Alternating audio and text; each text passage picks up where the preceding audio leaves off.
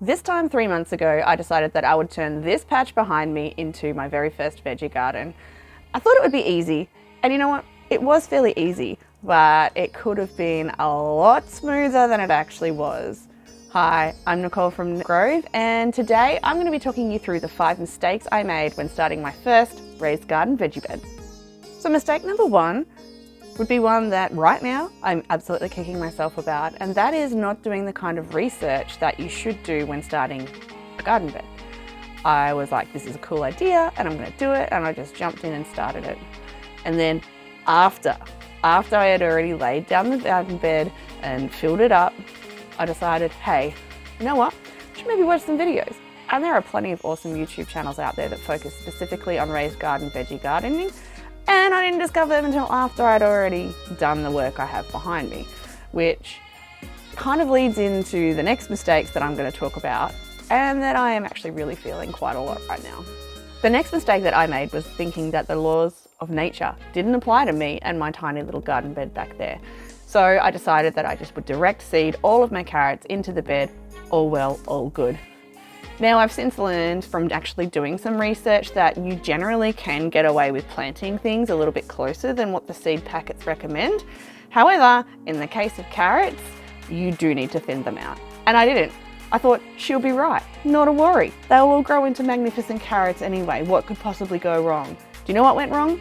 Lots of tiny, pathetic carrots that I couldn't do anything with because they were too crowded, they were fighting for the space, and I ended up with some amazing carrots, but most were just wasted. Like, if you're going to direct sow, you really need to pick those bad boys out. Continuing on with the theme of thinking that the laws of nature don't apply to me in my tiny little space, it comes down to not paying attention to when you actually need to be planting your plants. So I went ahead and I planted a bunch of capsicums at the start of autumn. All well and good, except capsicums, like their friends the chilies, really require heat. And I did not do enough research for that. I just assumed that because I live in a sort of temperate environment that she'll be right. But I've since learned that capsicums and chilies need to be above 10 degrees Celsius. Don't ask me to convert that to Fahrenheit. I'm going to stick it in there somewhere up here. They need that to survive, and that's just survive, that's not thriving. So my poor capsicums are struggle town right now, and I have the world's most pathetic fruit growing on it. I don't think they're going to really do much. Thankfully, the chilies are doing a lot better because they're up in the greenhouse, but yeah, I really should have paid attention to science when science told me don't plant chilies in autumn. Lucky for me and my gorgeous heirloom tomatoes, ignoring the seasons was actually a good thing to do, and these guys are absolutely thriving and they're putting off so many incredible tomatoes, and I am actually drowning in tomatoes. I don't know what to do at this point. However, my life and the tomatoes' lives would be a lot easier had I invested in a proper trellising solution. Because I'm on a budget, like everyone is in 2022, rather than investing in some real hardcore elaborate systems, I thought I would just grab some super cheap tomato stakes and I would attempt a Florida weave. And Florida weave is cool if you're actually going to be vigilant and keep doing it. And I didn't. And unfortunately now my tomatoes have outgrown their stakes and they're kind of on a lean, and a few of them have been damaged, and I don't know how much bigger.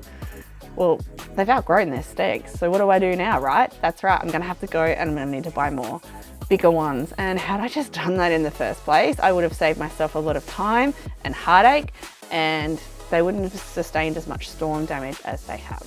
And that brings me to mistake number 5, and I think it's probably the biggest mistake of all, and I really wish I had have taken it more seriously.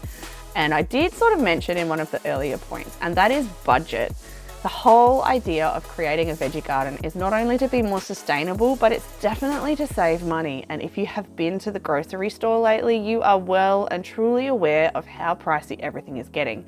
So yay me getting on the bandwagon and getting in there and starting early. However, because I didn't take that little bit of extra time to plan and budget and properly research, this garden bed behind me cost way more than I thought it would.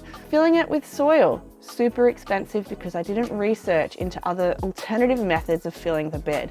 And there are a million YouTube channels out there that talk about better ways to fill these beds, and I'm not going to go into it, but the mistake that I made was I just filled it with pre-bought bags of soil. At least I did the right thing where the bottom layers are filled with like trash soil, like those $2.50 bags that you can get, and like the top, I don't know, about this much, I think I bought 2 or 3 50 kilo, not 50 kilos, there's no way I could carry a 50 kilo bag out of my car, what am I saying? I invested in the top few levels of soil, but because I was buying individual bags, that is really not the most effective way to purchase your soil at all.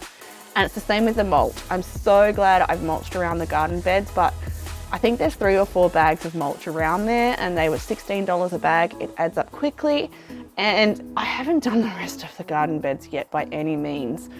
So I think that's probably the biggest mistake, is not understanding that gardening is an investment, and like all investments, you don't have to rush out there and do it all at once.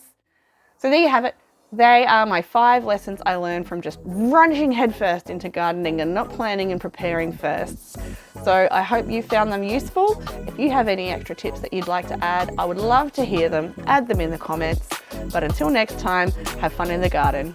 Mistake number 6, not wearing sunnies for this video because it is bright out here, boy.